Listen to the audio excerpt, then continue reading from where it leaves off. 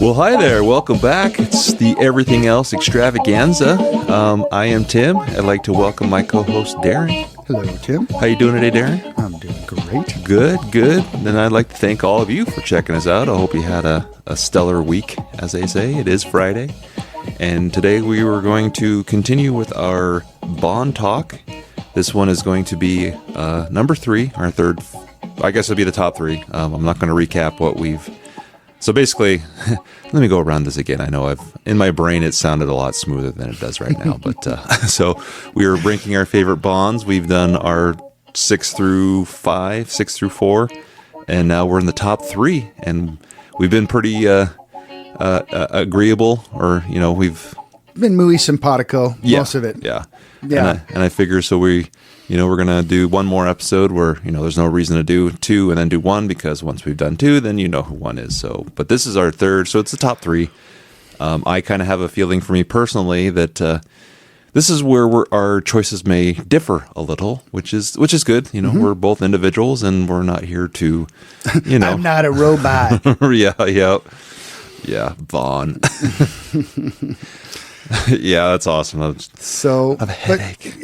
And so we just feel like we're trying to figure out what our favorite Bond is as well. We've have a good idea, but until you really say something out, you have a thought or something, and then when you really say it to someone else, you're like, oh wow, I just made my decision by telling you this, or man, that was a dumb idea just by saying it out loud. That was dumb. I got to rethink that whole statement because that sounded stupid. Because we've had these discussions many times, and it's like, I know my tastes have changed a little bit from viewing the movies. Well, that too. You once you watch them over and over again, and you start to get a very different appreciation for every genre. And of course, Bond has always been played in the era that it's in. Right. And they've made that decision at the beginning, which it's always been nice, because then you can sort of judge them by their era, so to speak. But there is a through line throughout the entire thing, which is,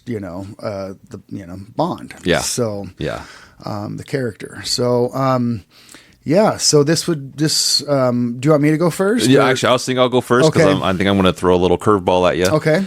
So for me, my third favorite would be, and I've actually been thinking about this since we've been doing this. I've been going back and forth, and it's so close. It's literally a 2A or 2B, but for me, and this is going to surprise you, is actually Roger Moore is my third favorite, which for years he was my Bond. He was the number one for Tim for many years. It's so close that this top 3 literally can be adjusted according to what I'm feeling or watching. We should caveat that with these next 3 are like, this is the Mount Rushmore of Bond. I mean, because I know we've talked, even though there's 4 on Mount Rushmore, I know. Right? Yeah. And so I just, on my latest viewing of the movies, one of the, I guess my number 2, and I'm not going to spoil it, but my number 2 would have been number 3, but watching my number 2's movies have kind of bumped that up. And then, like I say, I love the Roger Moore movies, and I love Roger Moore as Bond. But then, like I say, watching this the last time, yes, there's definitely 70s camp there, and I appreciate that. But the other ones were like, they kind of bumped him aside. He didn't necessarily move down. The others moved up, if that makes sense. Where he's still awesome. I still love his portrayal. But I just kind of feel like, to be completely honest, to just, I guess, plant my flag and say it, Roger Moore is my third favorite, or my top. He's in my top 3, so he's number 3. Number 3. Yeah. Gotcha. I don't know how I could have voiced that without sounding like a moron, but... Right. That's, and I totally get where you're coming from that. Roger Moore definitely had some, some weird ones in the by the end there. You know, Yeah. He stated, I think he overstayed his welcome a little more or a little much, maybe one or two movies. Now, saying that, I don't dislike A View to a Kill. I don't hate it. Sure. I can still watch it, but you can definitely tell. Yeah, he's getting a little old, and the hairpiece is a little stands out a little much. But it's still a great movie. I still enjoy it. Sure. You know. Yes. But yes. yeah, it's So, just right. Yeah, I get it. Yeah. Yeah. So for my third favorite, I am gonna go with, you know, like you said, this could go any direction. Not really any direction, but it could go either way with my 3 and 2 pick. But I'm gonna, unfortunately, I'm gonna go with Pierce Brosnan. You know, once, like Roger Moore, some of his later ones were pretty bad. You know, yeah. and but they both sort of had that real sort of at the end, really falling off the deep end, because of not their faults. Right. This was studios and directors and writers and all these, you know, people making stupid decisions or whatever. But GoldenEye, for me, revamped the entire Bond genre. Oh yeah. As we talked about on their last episode, License to Kill was not really well received. It's you and I have said that we've only received that movie favorably within the past, you know, like 10 years. 10 years. Yeah. Before that, we hated it. Right. It was never License to Kill. I'm not watching that. Over the years, you tend to, okay, I see it. I get it now. You know, and look, sometimes it takes that. I get it now. And but when GoldenEye came out, it completely was like, man, that is Bond. Yeah. Like, Bond is back, and that is one of the best Bond movies made. I mean, it is 100% just espionage and just, you know, what Bond was originally about. Governments going against each other, supervillains, espionage, the whole, like, trying to, you know, I mean, solve the whatever to, you know, it's, you know, so definitely Pierce Brosnan was, you know, although, you know, we'll talk about later in another episode, but yeah, but that's why I put him as number 3. Yeah.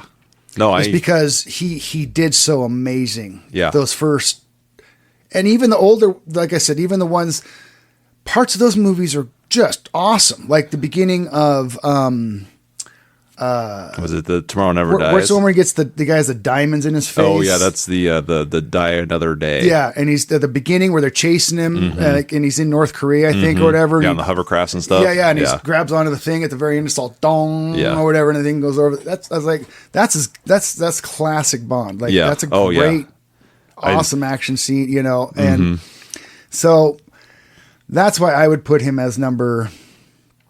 Like I said, as my third, you know, but the other 2 I felt was just had more impact on my life overall.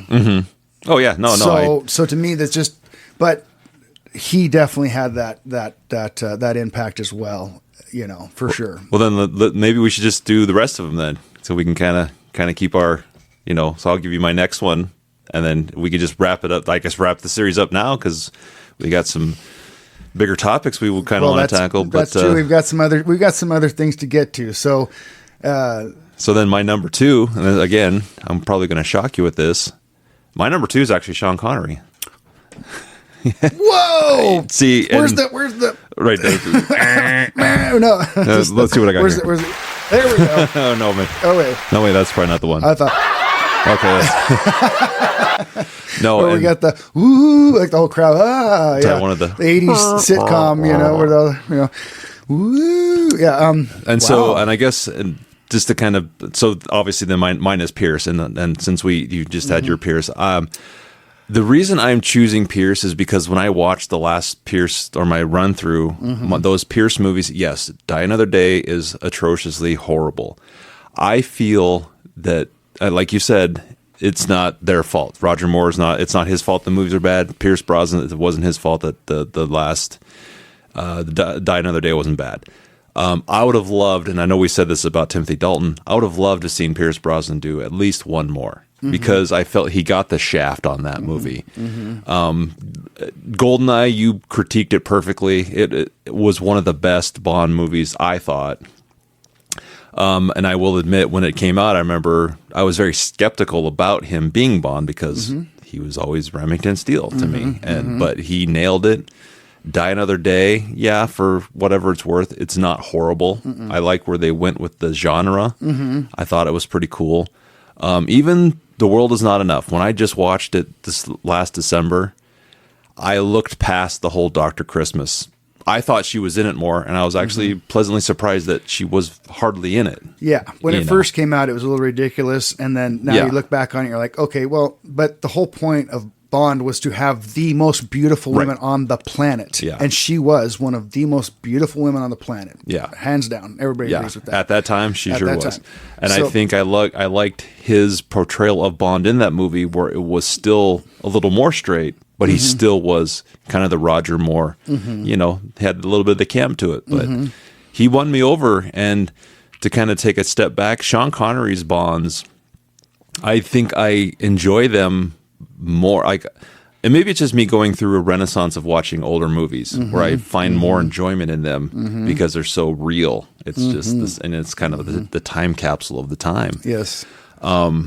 Watching like Goldfinger, man, that movie rocks. I forgot how good that movie was. You know, even the You Only Live Twice, that whole volcano fight scene, man, those are real people going at it. There's no CGI in that shit. Oh, man. The stunt crew alone. Yeah. I mean, yeah.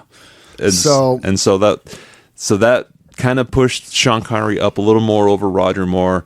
And then, like I say, watching the Pierces and giving him, maybe it's a little sympathy because that last one was so bad, but the first three are pretty solid movies. And like I say, GoldenEye was just, if you're going to take a hiatus and come back with a movie to recharge the series or the franchise, GoldenEye was definitely the way to go. Because that was literally, if it didn't do well, who knows where we'd be today. Right. You know, but so that's, that's the thing. If GoldenEye, Pierce not in GoldenEye, and I don't even know if you have Bond anymore. Right. You don't have the rest of you know, Daniel Craig doesn't make them, right? You know, I mean, who knows what? I mean, and for me, like I say, these picks are literally 1A, 1B, and 1C. They're close, and it's just right. But if I had to actually, you know, make a commitment, but that would be my top three there. Right. So, okay, well, I thought I was going to have more time to think on this because sorry, I don't have an answer. So I've never had an answer, and I don't think I'll ever have an answer. No, I mean, and I've known that you know, because they're so, you know, Roger Moore's and the Sean Connery. You can't go hard with the originals, you know. Those are so both inbred in me to the point where it's just now. The cool thing is that they were both friends. They liked each other. At the time, they were the only Bonds to ever, you know, well, I mean, besides, you know, Lazenby, but when they, you know, there was a point where they went up against each other. Never Say Never Again and Octopussy. Yep. The gal who was in Never Say Never Again, my name's blanking on me. She was the love interest in she was Fatima, whatever, in Never Say Never Again. She was actually supposed to be Octopussy originally. Oh, okay. She left that to go do Never Say Never Again. And that's why they brought in Maud Adams again for Octopussy. She was in, Man with the Golden Gun.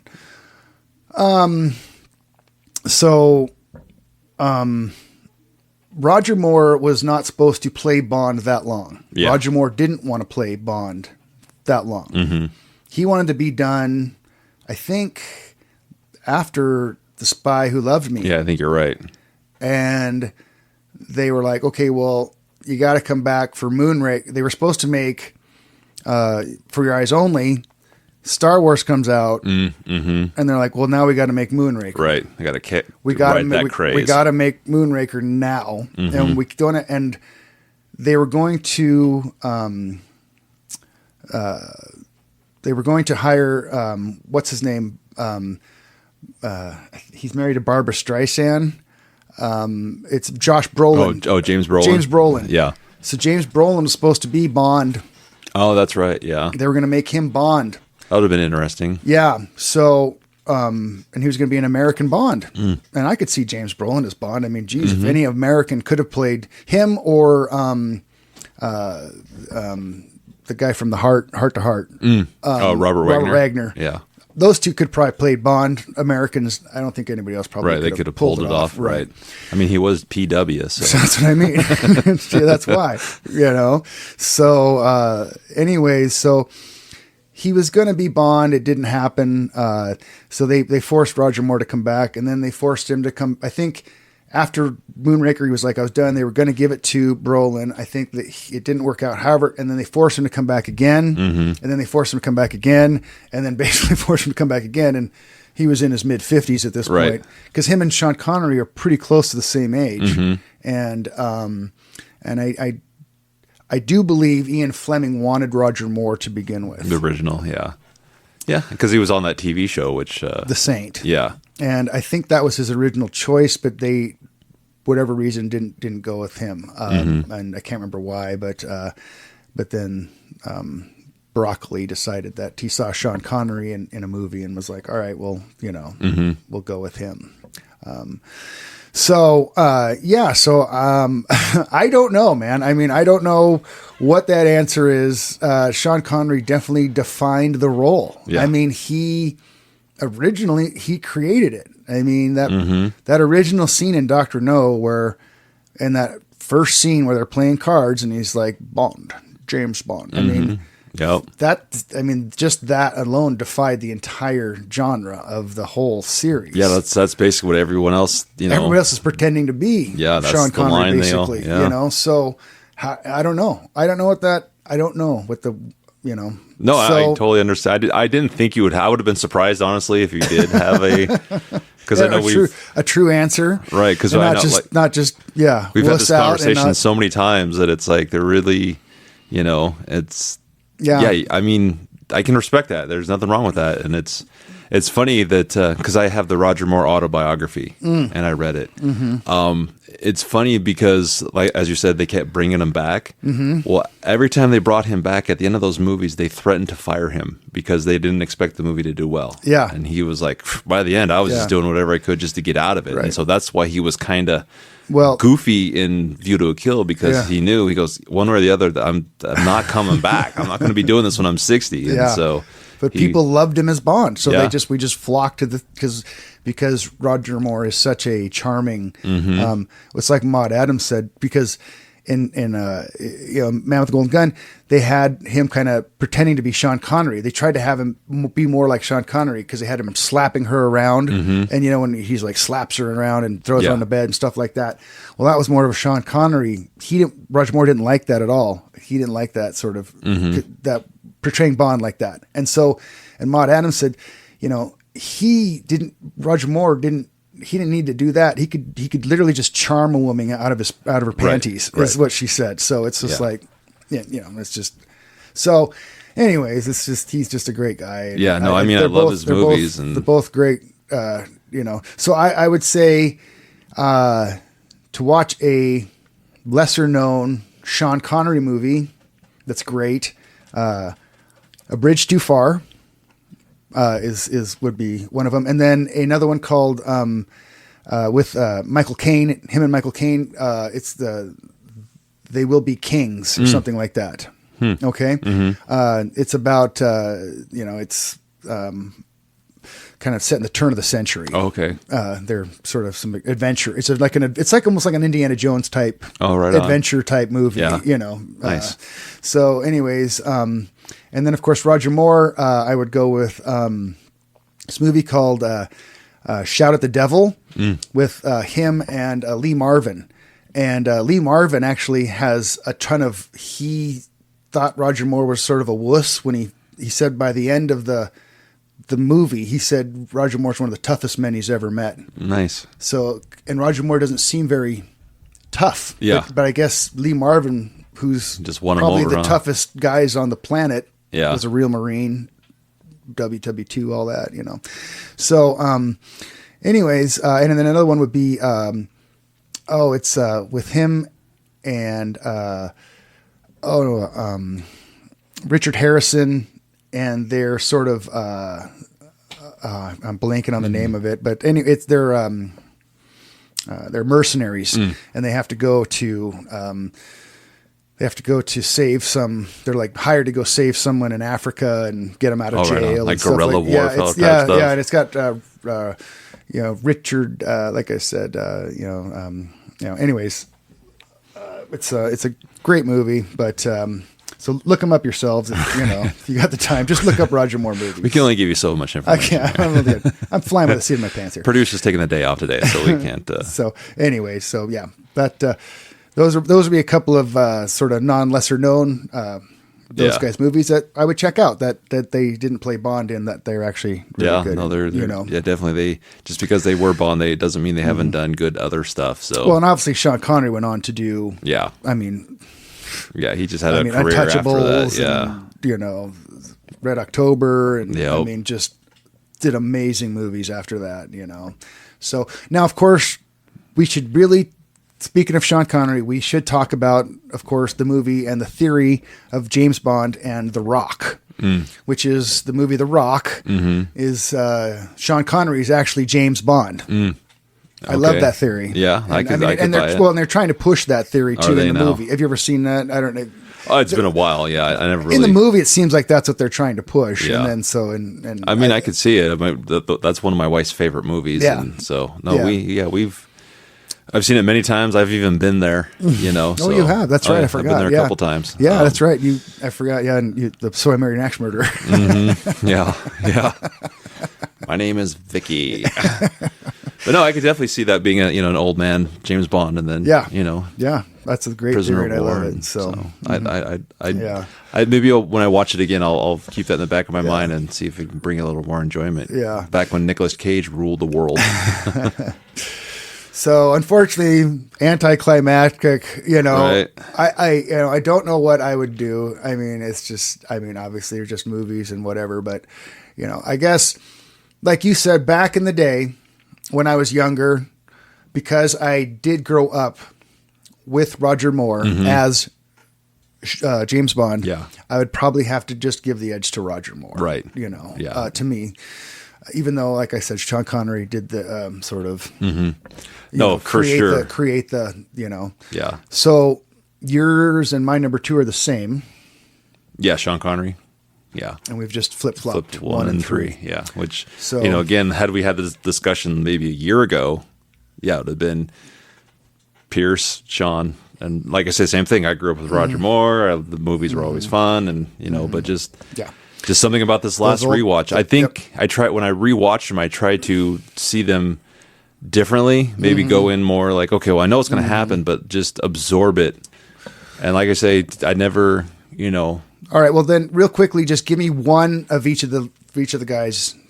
Your favorite for the top. So three. my favorite Roger Moore was Spy Who Loved Me. It's now probably The Man with the Golden Gun. My favorite Connery. This is it. Actually, is Diamonds Are Forever. I don't know why, but when I watched it the last time, I'm like, wow, this is actually a really good movie. And Jill St. John. Jill St. John. Damn, I know. Redhead in a bikini. Yeah. I mean, It's amazing. and and yes, that's the one Connery was old in because he had to come back for that one. Yep. But it was just like, I don't know why I didn't like it. So, and did that whole car chase through the parking lot when he's got that Mustang up on the two wheels and stuff. Yeah. I was like, okay, this is that. So Diamonds Are Forever is my favorite Connery. Okay. And of course, it's got to be Goldeneye for Pierce, just flat hands down. I mean, because the other two that I mentioned, that the Die Hard Another Day is good, and then The World Is Not Enough is good, but Goldeneye from start to finish, it's just Yeah. So I'm definitely going to say GoldenEye, I'm definitely. That's funny. We agree on the Roger Moore. I used to be Spy Who Loved Me, which is a great movie. I've shifted between Man with Golden Gun and. Was it Octopussy? When I was a kid, it was definitely when I was a kid. Octopussy was my number one when I was a kid. Yeah, but I was gonna say For Your Eyes Only. Okay, For Your Eyes Only. Oh yeah, or I love that mountain climbing scene at the end. I think it's cool. Yeah, Anyways, but I definitely have to give it to Man with the Golden Gun. It's just cool, Bond, tropical. Yeah, they're all over the world. Yep. It's just you got Tattoo from. Christopher Lee is badass. Scaramanga and great. Yeah. And then for Connery, I would definitely have to say that's definitely shifted over the years too. I loved, like you said, Never Say Never Again. Or I mean, I'm sorry, You Only Live Twice. Yeah. Okay. I've loved You've Only Lived Twice. That's such a great scene at the end with the explosions. Oh man, it's fantastic. It's so cool. And, but I would probably say, the second one, From Russia with Love. I really like From Russia with Love, where he's with the guy from, wherever, and they're going under the, yeah, because he's undercover that whole movie. Yeah, they're in Istanbul and they're under the, and that was the cool thing about Bonds is they showed really before a time when you could just get on your phone and look at pictures around the world, you would see all these places that you never got to see before. And that was the really cool thing about Bond was seeing the exotic places and the different kind of things. Nowadays we take that for granted because we can just get on. Right. It's just right there at your fingertips. Anybody can just look at whatever, but back then you actually, it was a lot harder to see these things. So yeah, and then of course for Timothy Dalton, I'm going to go, of course, with Living Daylights. I think that's just that's one of my favorite Bonds of all time. No, I agree with you there. That's just why I say that. And, of course, it's and then Lazenby on the middle. Laz, right? That was an easy pick. So you're either right or you don't know what you're talking about. So there you have it. That's our ranking of Bonds. I hope you've enjoyed our little critique of the James Bond. Maybe it helped if you're kind of on the fence about watching the old ones. Definitely check out the old ones. But. Yeah, so there we have it. I guess that wraps up this little series of discussions that we have.